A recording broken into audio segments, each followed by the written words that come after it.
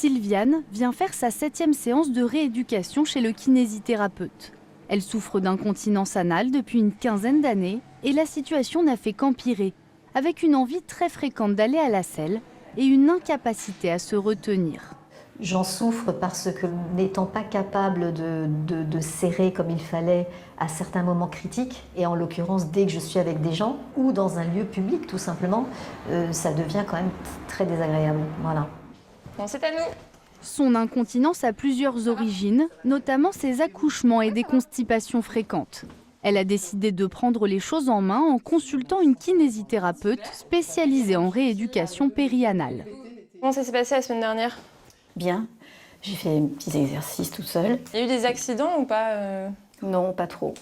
Estelle, la kinésithérapeute, va utiliser toute une série de techniques pour corriger le problème de Sylviane. En fait, ce ballon-là, le grand ballonnet, sera dans le réservoir rectal et le petit ballonnet sera dans le canal anal. On va faire des insufflations pour justement apprendre au rectum à se laisser distendre, parce que chez cette patiente, c'est son problème. Ça va, je vous fais pas mal? Non. Donc là, vous me signalez si vous avez un besoin, si vous sentez quelque chose. Le gonflement du ballonnet va provoquer la même sensation que l'envie d'aller à la selle. Et la patiente devra alors bien contracter son sphincter. Elle s'entraîne ainsi à reconnaître les sensations et à réagir de façon adéquate. Là, vous sentez? Un peu. Alors là, vous contractez, vous essayez de retenir. D'accord. D'accord?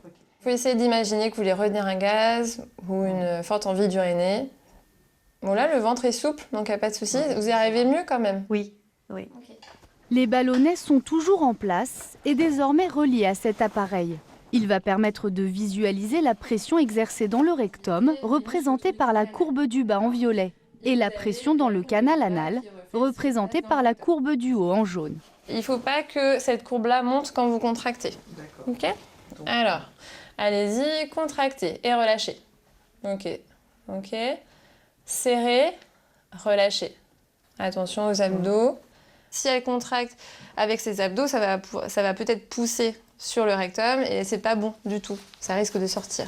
Ensuite, Sylviane va devoir expulser le petit ballon pour apprendre à aller aux toilettes de la bonne manière, sans trop forcer. Vous soufflez, vous soufflez, vous soufflez, vous soufflez, mais sans durcir le ventre. Voilà. Vous avez senti que ça facilite la descente? J'ai réussi. Il faut que ce soit doux. Ça sera à appliquer à la maison. On ne pousse pas très bien, on met beaucoup d'hyperpression dans l'abdomen et c'est délétère parce que ça affaisse le plancher pelvien. Voilà. Donc là, on va donner des techniques, des petits conseils pour bien vidanger. Pour le dernier exercice de cette séance, la praticienne place une sonde pour renforcer les muscles du canal anal de la patiente. Alors, vous essayez de rester dans le bleu, de contrôler.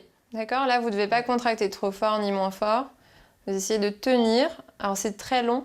C'est ça la difficulté d'exercice. J'en suis à la 7e séance, je vois la différence et que je parviens, même lorsque je suis dans les transports en commun, j'arrive à tenir. Sylviane devra encore faire une dizaine de séances, mais elle est en bonne voie pour résoudre le problème qui l'handicape depuis des années.